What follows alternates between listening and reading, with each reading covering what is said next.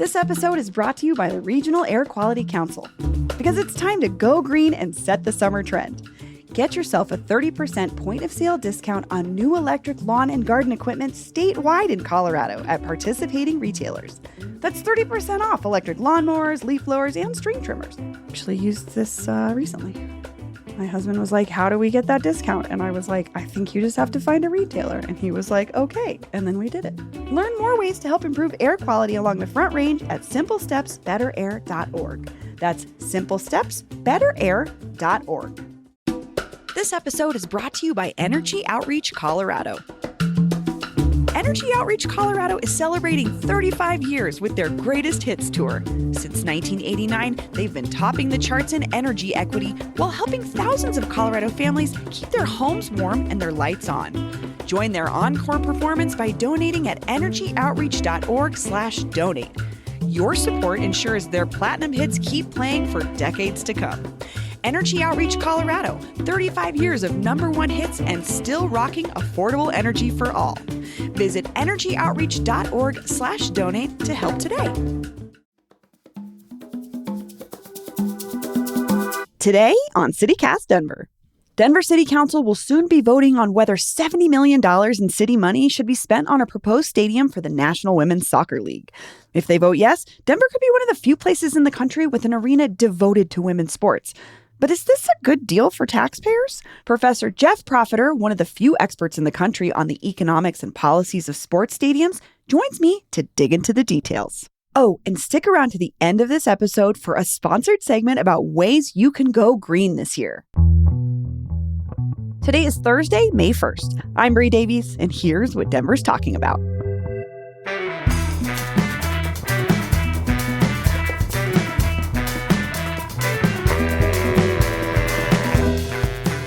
Hey, before we get into the show, listen, we're in the last 48 hours of this membership campaign. And if you haven't become a CityCast Denver neighbor yet, now is the time. We need to reach this goal. It's only 85 new members. So how about it? For just $10 a month, you will help this podcast stay in your life and help us reach our goal. I know, $10 can feel like a lot. I was like trying to figure out, what else do we spend $10 on every month? You can get a banh mi sandwich at Vin Sung for under $10, but that's like maybe the best deal in the city. You might be able to get a burrito.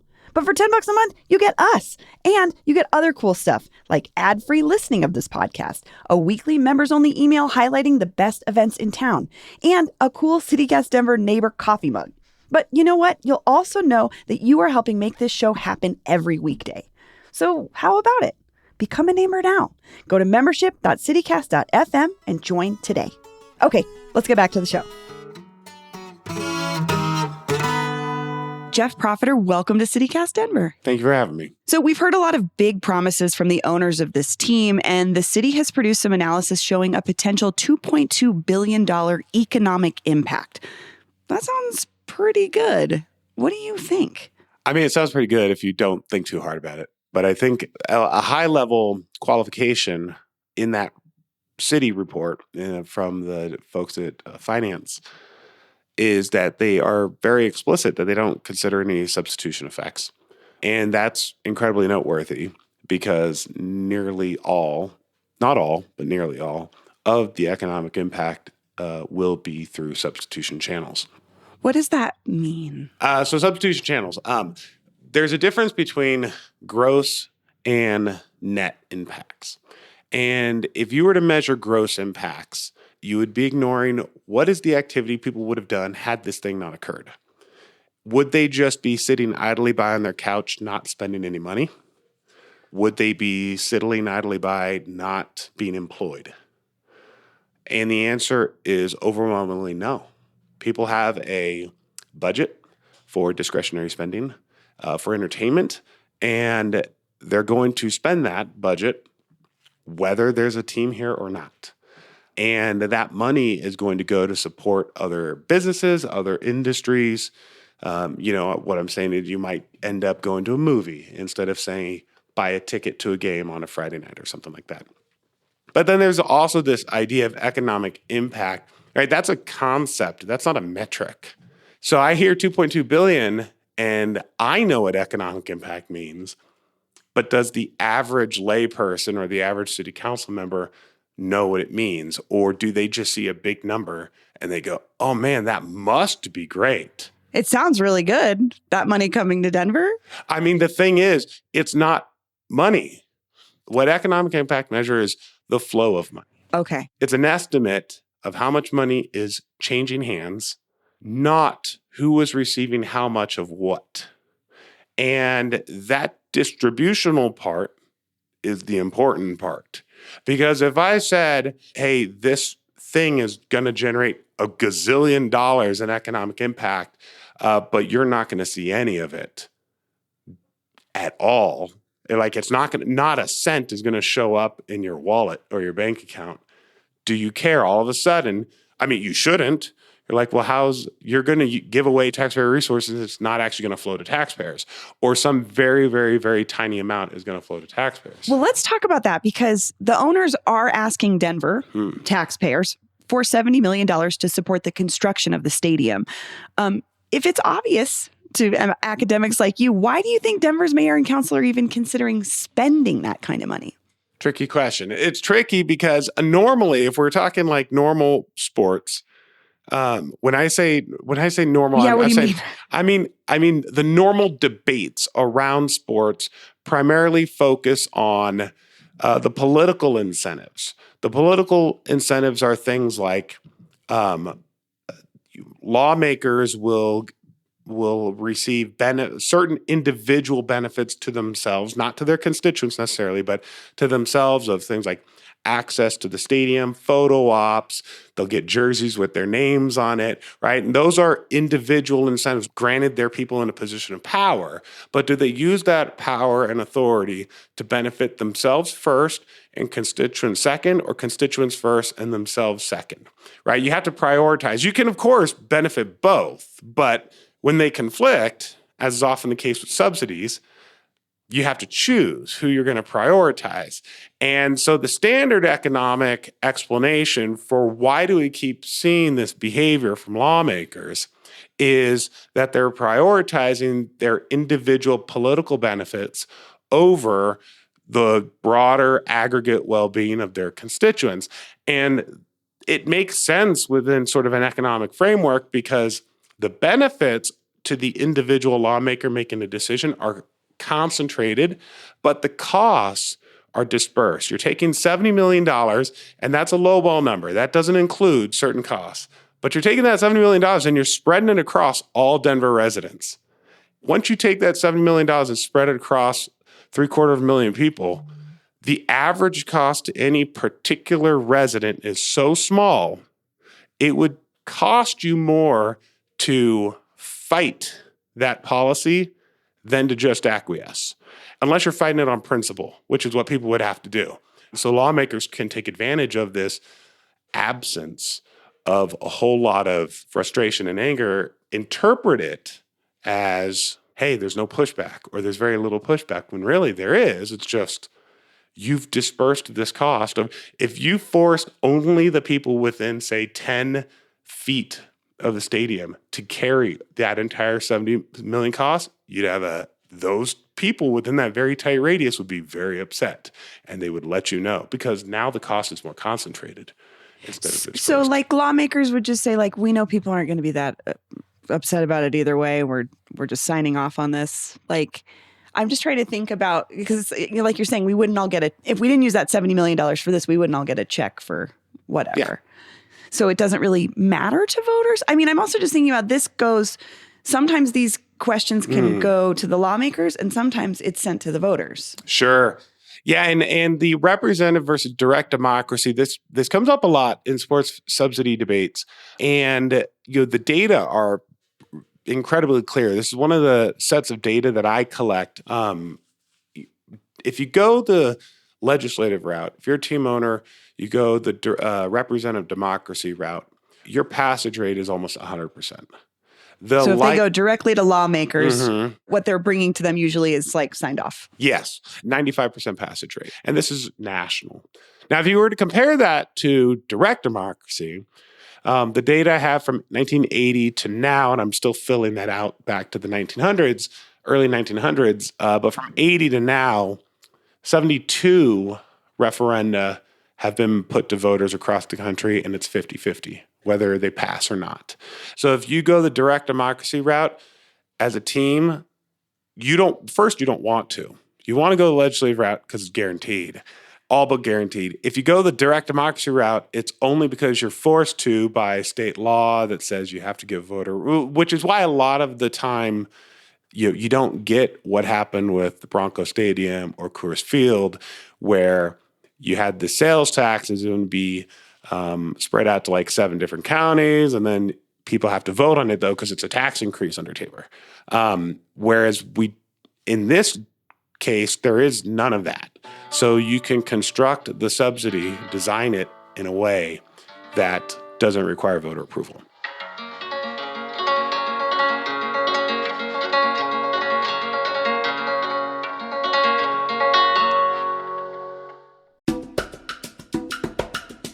This episode is brought to you by Choir League. Choir League presents Sing and Shout, an unforgettable afternoon celebrating the powerful legacy of African American spirituals, the foundation of all American music. On Sunday, May 4th at 3:30 p.m., join Lonnie Norwood, gospel singer and teacher from the South Side of Chicago, for a workshop and performance with Choir League. Lonnie will guide folks through this powerful American art form, where it came from, and how it informed American music that came after it. You can buy tickets now on Eventbrite and enjoy the show with Lonnie, but you can also join Choir League. The group meets weekly for practice at local breweries and distilleries. Singers can sign up for 6 to 8 week sessions, and there's always a performance at the end of each cycle. There's no audition to join and no experience necessary. Tickets for the May 4th show with Lonnie Norwood are on sale now at Eventbrite. Just check the link in our show notes. For more information on the program and joining the choir, visit choirleague.com or email info@choirleague.com. This episode is brought to you by JCC Denver.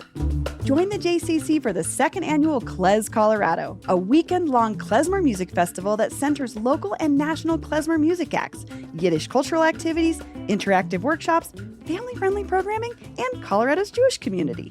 Klez Colorado happens May 16th through the 18th at JCC Denver's Ranch Camp. The fest is hosted by the Meisel Arts and Culture Center and the Steinberg Loop Jewish Community Center and is organized by a queer-led and queer-focused group that welcomes people of all backgrounds. Catch acts like Dot Levine, Gora Gora Orchestra, Hal Aqua and the Lost Tribe, Jordan Wax, and Mish Mish. Get your tickets now.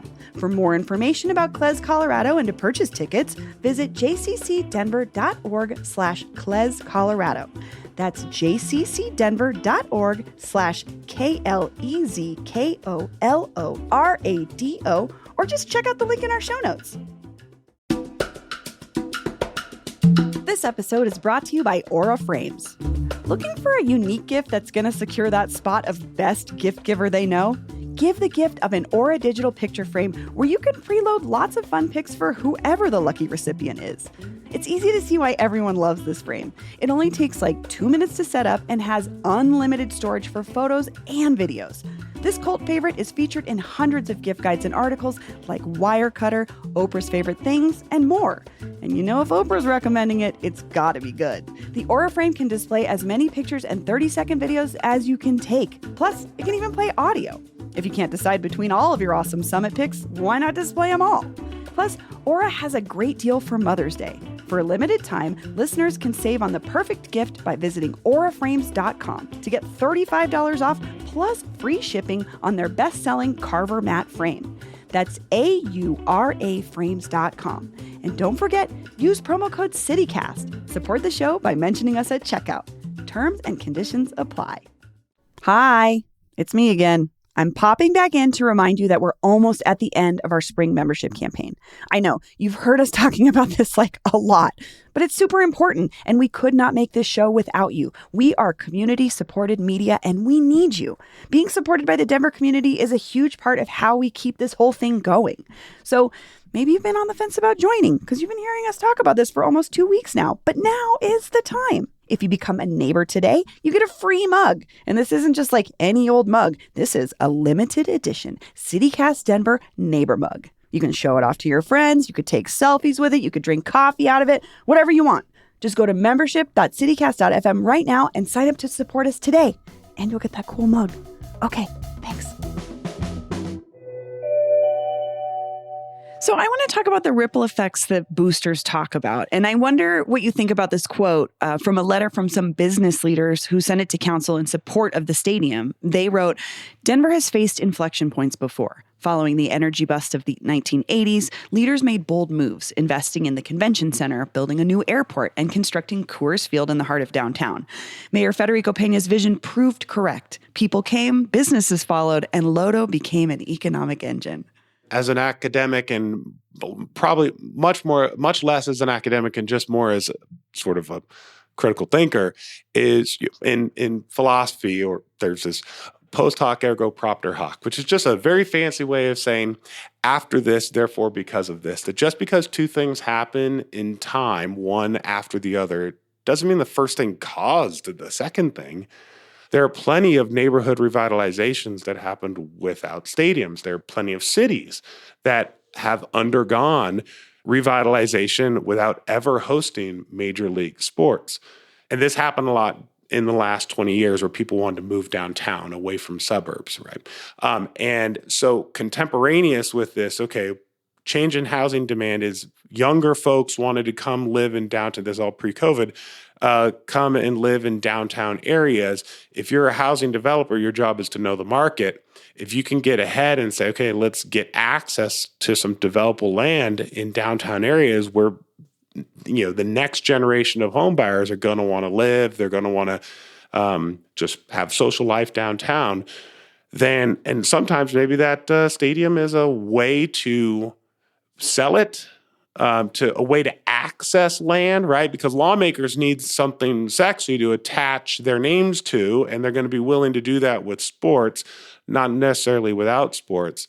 And so you could find a developer and give them the land for $1, sell them the land for $1, and you would have gotten even more thriving downtown development without a stadium, right? That's 13 acres of land being used for a stadium that only gets, has the lights on, 30-40% of a calendar year? But I can see folks saying, but Coors Field was that catalyst for the rest of that development. If we didn't have Coors Field, then maybe the land around it wouldn't have been as appealing to developers, or wouldn't it have been, would we have created the thing that people wanted to go back downtown for? That's a big conversation right now, is why people are going back downtown. Before Coors Field was built, there was a plan to have a freeway go through downtown, and they scuttled that. And what they did instead was they built two overpasses, that freeway, which those overpasses existed, and they connect downtown to the west side. Those two bridges had far more to do with revitalizing downtown. Why? Because it made it so much easier to get downtown than a stadium. Now, it's great for the stadium because if people have to struggle to cross the freeway from the west side to downtown, they're not going to go to the stadium. So this was great impression, right? This was foresight planning on the part of the city and the Rockies to take advantage of something that was going to happen anyways, and then after the fact take credit for it, as though they did it. Well, no, the seeds were sown for this downtown revitalization primarily from building these two overpasses and giving greater access to downtown. But to say that, well, we built the stadium and therefore we were able to repurpose the train yards into the logic just the only way we built large condos, the only way we built Union Station and revitalized Union Station is because we built Coors Stadium. That just defies logic, that there was no way we could have ever revitalized Union Station if we didn't spend billions of dollars on a stadium. That just makes no sense in the fact that anyone could believe that. Just we are on two different planets. Let's move on to this other piece of this particular situation that we haven't talked about, which is the fact that if this gets built, it's a dedicated stadium for women's sports. And that's a new thing here in Colorado. Does the fact that it's women's sports change the dynamic at all for you as an academic? Not on the economic side, right? Because as a consumer, $1 is $1, whether you're spending it on male sports or female sports. But it definitely changes the political side.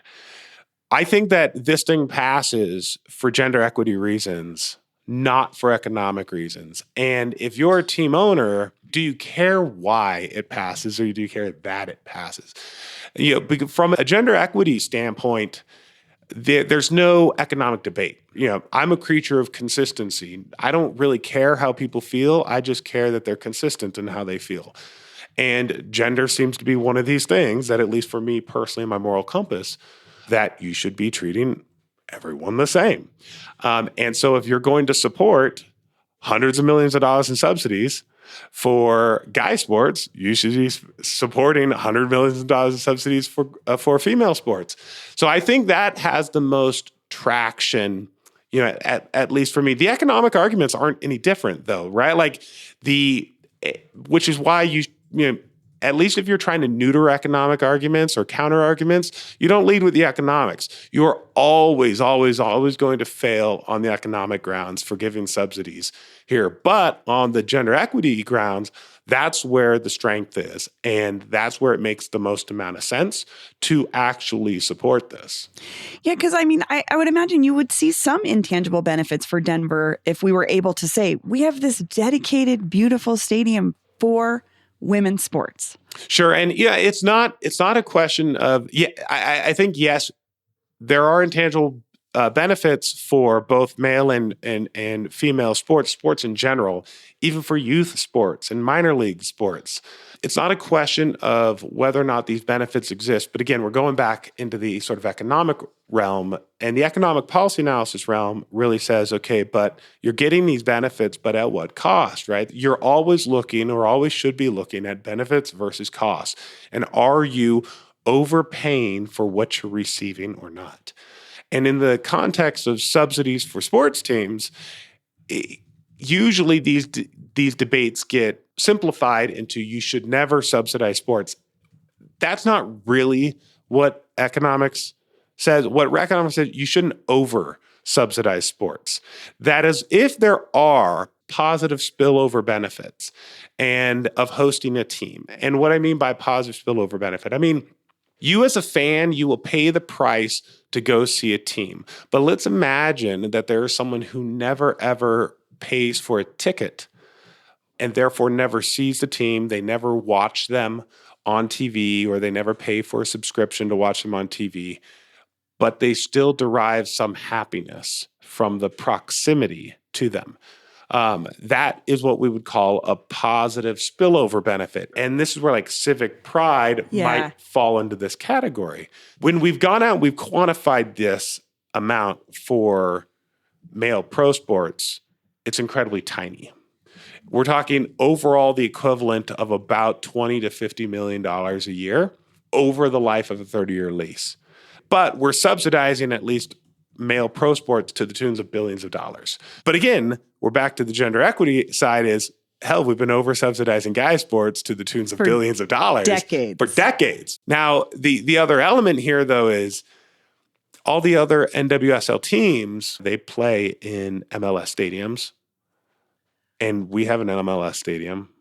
Yeah. So, what's better than paying $70 million is paying $0 million and having the team go negotiate with Kroenke and play in Dick's Sporting Goods Park. The stadium's older. It's not like they got something brand new. Only the Current in Kansas City plays in a dedicated NWSL-only stadium, in part because the guys' MLS team is in Kansas. So it's in another state. It's on the other side of the river. That being said, they could have gone over there, but the land is owned by the Port of Kansas City, not Kansas City itself, the city of Kansas City. So the Port of Kansas City owned the land, and they were willing to deal, and so we have that. So that's slightly different than here, but it would be only the second team with a dedicated NWSL stadium. But again, in the same metro area, you already have one. Yeah, something to brag about, though. I can see that. I think about when you come in on the train on DIA and Mayor Johnson says home of, the Avs and the Nuggets, these teams that have won, I could see we're adding that, and the one of two dedicated brand new, National Women's Soccer League stadiums right here in Colorado. Sure. I mean, I can see the bragging point. I can't see why anyone would care. Like if I'm walking through an airport or if I'm on the train and I see it, I go, oh, that's interesting. And then that's about as much happiness or utility as well. Yeah, that's I true. probably get a little bit more as someone in this field. I spend way more time. You think about it all the time. Right. If the cynics and the critics who spend a lot of time thinking about these probably derive the most amount of happiness from these in a semi odd sort of way. But putting on your economic hat, it'd be like, okay, but at what cost? And am I getting more than what I'm paying for? And no. So what if I was a council member or I'm the mayor and I'm about to make a vote on this proposal? What would you tell me? I am not the sort of person to tell you how to feel. You would hear me say, however, you should get more complete information before you make a decision. That when you make a decision, you need to be thinking about a comprehensive list of benefits, comprehensive list of costs. Could you achieve your same policy goal at lower cost? And how could you do it? I would remind them that your job is to be a fiscal steward of taxpayer resources, and that means getting the most bang for your buck. So yeah, that would be my more general advice is get better information. Jeff, thank you so much. No, thank you very much for having me. Oh, and just a note. We reached out to Rob Cohen and Melody Hobson from the Denver National Women's Soccer League ownership group, and they have declined interviews with us at this time. It's that time again. Okay, we get to shout you out. Are you a neighbor? Have you become a neighbor? These folks have. A huge thanks to Daniel W., Dusty A., Amy B., Samantha C., Megan R., Catherine C., Benjamin S., Mark D., Zachary N., Harshie B., what up, Harshie? And Joseph W. Thank you for all supporting CityCast Denver. Do you want to join these people? Do you want to be like these people? You can join today for just $10 a month and become a CityCast Denver neighbor. Just go to membership.citycast.fm to sign up. And hey, before we go today, we have one last thing for you. It's a sponsored interview with our producer, Paul Caroli, and Jennifer Gremmert, the CEO of Energy Outreach Colorado. I'm here with Jennifer Gremmert of Energy Outreach Colorado. Hi, Jennifer. Hi, Paul. So Energy Outreach Colorado, it's turning 35 this year. That's huge. Congratulations. Yes, we're very, very excited. I've been with the organization 25 of those years, so it's even better. I don't normally tell people, but I also turned 35 this year. We're the same age. And that means that we share a birth year, 1989. Tell us about the founding story. Give me the origin story of the EOC.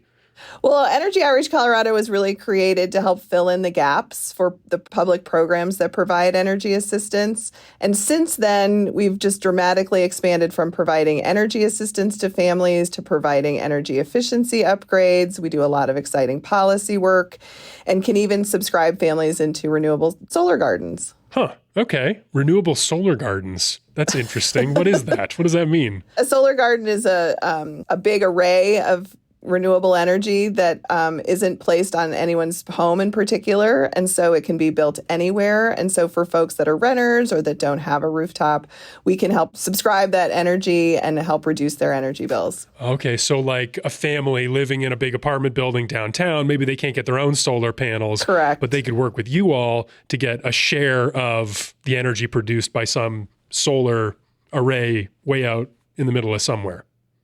Exactly. Nice. Interesting. Well, a lot has changed since 1989. How has the EOC's approach to energy assistance changed since then? You know, we really think of this as a holistic approach, looking at short-term solutions that we can make sure that families have access to energy, that they can afford their energy bill, the long-term solution of how do we improve the health and safety of their home by improving the energy efficiency, and just really participating in this energy transition to make sure all households can afford the commodity that's so basic to our lives. That is such a big topic right now. I know, there's like a million different pieces of it too. I'm excited to hear about all of it, but I know there's one piece in particular that you are passionate about. There was a piece of legislation that you all helped get passed a couple of years ago. There's this House Bill 21-1105 related to energy assistance. I'd love to hear all about that. Sure. Well, we were really looking for a sustainable way to serve more and more Colorado households with the programs that we offer. And so that piece of legislation coming on the back of the pandemic was critical for us to be able to expand our energy assistance programs and expand just basic services for families across Colorado. It's been an amazing benefit to families. What actually was the bill? So it's an energy benefit charge, if you will, on investor-owned utility bills. So all customers of Xcel Energy or Atmos Energy, for example, have a charge on their bill. We collect that. It's an optional charge. And then we aggregate that to deliver programs to households. Huh. Interesting. I want to ask you about the big picture question, the long-term big picture question, the tension around green energy. A lot of people point to is affordability because Colorado wants to make this transition, but that costs a lot of money and no one wants to pay higher bills. How is Energy Outreach Colorado making sure the clean energy transition stays affordable and equitable for everyone? This transition really provides opportunities and challenges, as you mentioned. And so for Energy Outreach Colorado, what we're so passionate about is that we've been doing this work for 35 years. We have really strong programs in place, really strong partnerships with utility companies, with nonprofits, with state agencies, and we've built a really strong reputation to deliver these programs. And so we're constantly trying to provide the reasonable approach to this work through our policy work and through our partnerships. And so while it's a tense time, it's also an exciting time because we've been really able to expand these programs and really get the impact from the families that we serve so that we can curate these programs to be really the most beneficial to them. Well, Jennifer, for folks listening out there who want to help out with this work, especially as you celebrate 35 years, what's the best way for them to support your work? We have a fantastic website, energyoutreach.org, where people can donate. They can look and see our programs. You know, in honor of 35th anniversary, we're looking at $35 a month, for example, that people can donate to us either on their utility bill. We have a really generous donor that's matching contributions right now up to $50,000. So it's a really great time to become a partner with us. Well, Jennifer Gremmert of Energy Outreach Colorado, thank you so much for joining me. Well, thanks, Paul. It's been a pleasure. That's all for today here on CityCast Denver. If you enjoyed the show, why not take a minute to tell your favorite striker about us? Rate the show wherever you get your podcasts and subscribe to our morning newsletter and learn more about us at denver.citycast.fm. We'll be back tomorrow morning with more news from around the city. See you later. Oh, and just a note, we reached out to Rob Cohen and Melody Hobson from the Denver National Women's Soccer League.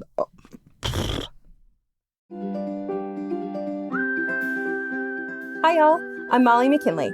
I work in transportation and climate advocacy, and I've lived in the Denver area since 2018. When I first moved here, I really wanted to connect to Denver's history and culture. I cared about the city, but I didn't always know how to access its deeper story. That's where CityCast Denver comes in. They help fill in the gaps. It gave me context, helped me feel more at home, and made me even more invested in what's happening locally.